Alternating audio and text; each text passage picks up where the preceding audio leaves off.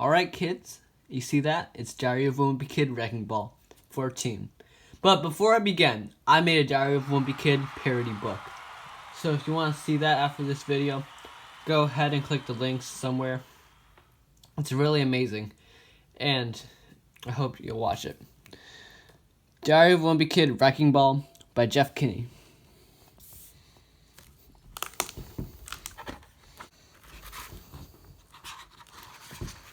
March, Sunday.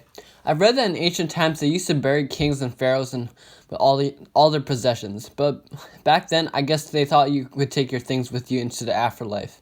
Well, if I get buried with all my junk, I might really regret it later on. Mom's having me do spring cleaning to get rid of things I don't need. Well, that seemed like a good idea until I realized just how much stuff I actually got. Toss. I spent the whole morning going through my closet, and it's crazy how much was packed in there. It's not like it was organized or anything. I basically been throwing things in my closet since we first moved in. Chuck. Digging through my closet was like going through my childhood. And the further back I went, it took me. Back in time, it took me. The stuff near the front of the closet was all the stuff I tossed in there over the past year, like homework assignments and comic books. But after I got those things out of the way, I started finding stuff I forgot about. I found a model rocket I got for my 10th birthday and a costume I wore for Halloween a few years ago. And there was a bunch of other things I didn't even know I still had. When I dug a little deeper, I found something I thought I'd lost years ago. It was a binder full of stickers I collected in 3rd grade. I used to be obsessed with stickers, especially the scratch and sniff kind. I collected all the good smells, like bubblegum and cotton candy and that sort of thing, but I had all the really gross ones too. So when a kid on my street wanted to know what giraffe poop or round meatloaf smelled like, they'd come to me. Sniff.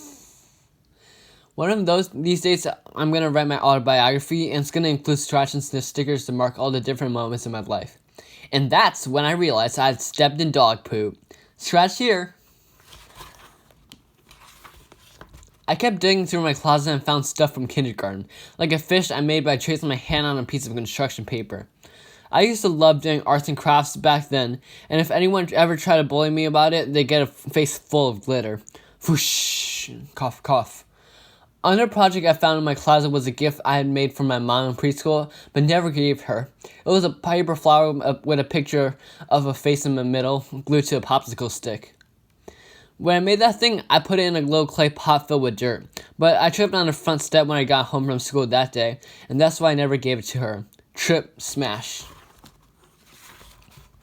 I was glad when I finally reached the back of my closet, but to be honest, I was a little disappointed too. When I was younger, I read this book about these kids who could visit a whole different world by going through the closet, and I always wondered if I might be able to do the same thing with mine.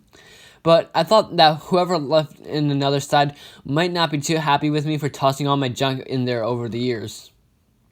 When I told Mom I was done emptying my closet today, she said I need to put everything into 3 piles. 1 to keep, 1 to donate, and 1 to throw away. But I figured if I had to let go of any of my junk, I might as well make some money off of it. So I decided to have a yard sale. Mom thought that was a great idea. She said so she gave me a magazine that had all sorts of tips for how to do it right. Family Frolic, throw an epic yard sale. 50 hot tips and tricks. All the ideas in the magazine were corny and old-fashioned, though.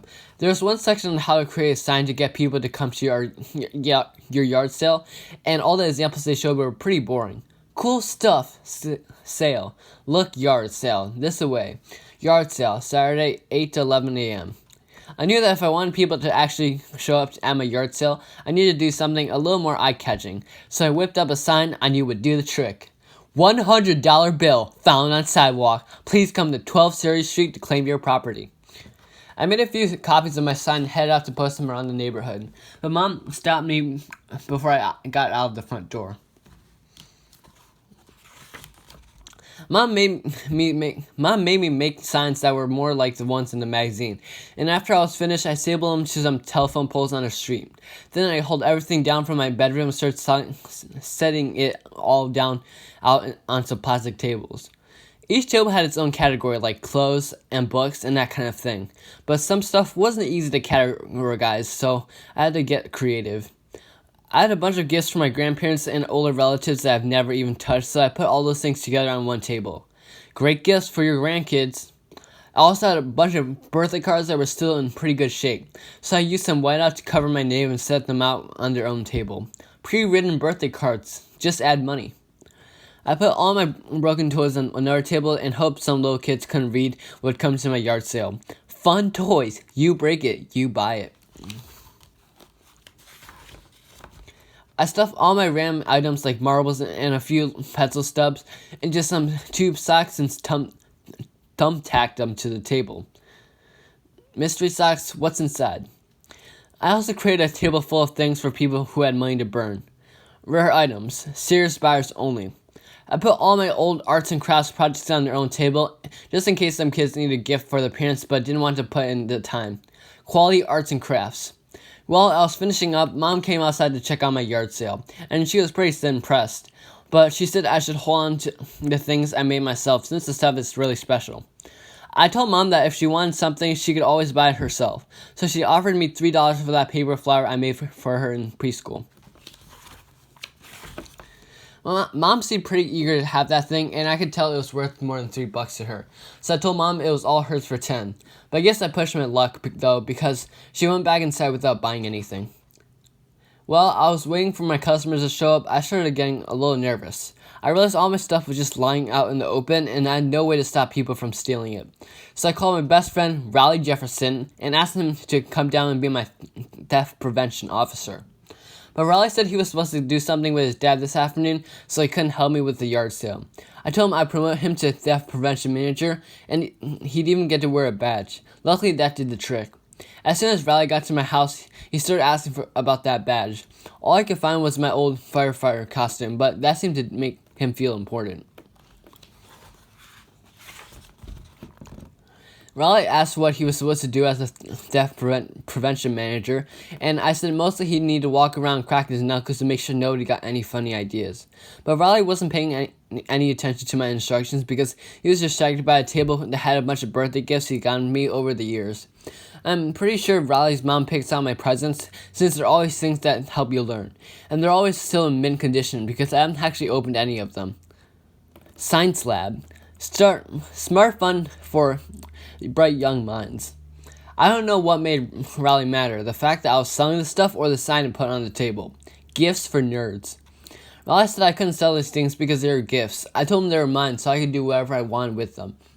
And then we got into a big tug of war over the magnet fun set. That's when our first customers started to arrive. I told Rowley we could argue about this later, but for now, we need to act like professionals. At first, just a few people showed up, but after a while, a lot more came. And when they started checking out my stuff, I went into the sales mode. The craftsmanship on this porcupine is remarkable. Our lady seemed interested in the collector's coin I got from my uncle, but she complained that it was dented. So I thought fast and told her the reason it was dented was because it stopped the bullet in World War II. Ching! She didn't seem to believe me though, probably because the coin was dated last year. I spent a lot of time trying to close that deal, and I started worrying that people were stealing behind my back. Unfortunately, my theft prevention manager was totally useless because he was busy playing with the magnet set. Click. I told Rowley he better start doing his job or he was going to get fired. But Rowley said it wasn't a real job anyway because he wasn't getting paid. I explained that I hadn't sold anything yet and he didn't have any money to pay him. So when he said he was leaving, I told him he could pick out one item from any table and that could be his payment. Rowley seemed pretty excited about the idea and I thought for sure he'd choose the magnet set. But he headed straight for the rare items table instead. I explained that those things were for paying customers only and that maybe he'd be more interested in something from the fun toys table. But Rowley wouldn't budge. Eventually he settled on a vampire bat shield. And I was okay with that because it was really just a broken umbrella. But now Rowley was so worried about bats he couldn't concentrate on his job. While Rowley was fooling around with a stupid umbrella, I thought I saw a guy to take an action figure from the collectibles table and stuff it in his pocket. So I ran over to deal with it. But the only things in the guy's pockets were some used tissues and car keys. I was glad I was staying alert though, because I headed off for a major disaster. A pickup truck alongside the curb and some guy from Rowley Street started piling my stuff into the back. Dump.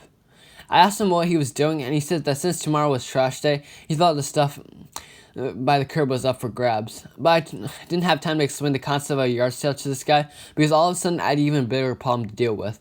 It started to rain, and everyone was heading back to their cars. I was worried I might never get this many people to come to the yard sale again, and I wanted to sell something to make all the effort worth it. So I went around and marked down the prices on every item. Alright, so that's the end of our sneak peek. 2 things. Make sure to check out my Diary of a Wimpy Kid parody book. And second, I'm also making a video on this book. I won't be reading the entire book, but I'll put some little sneak peeks inside of it. So see you guys later.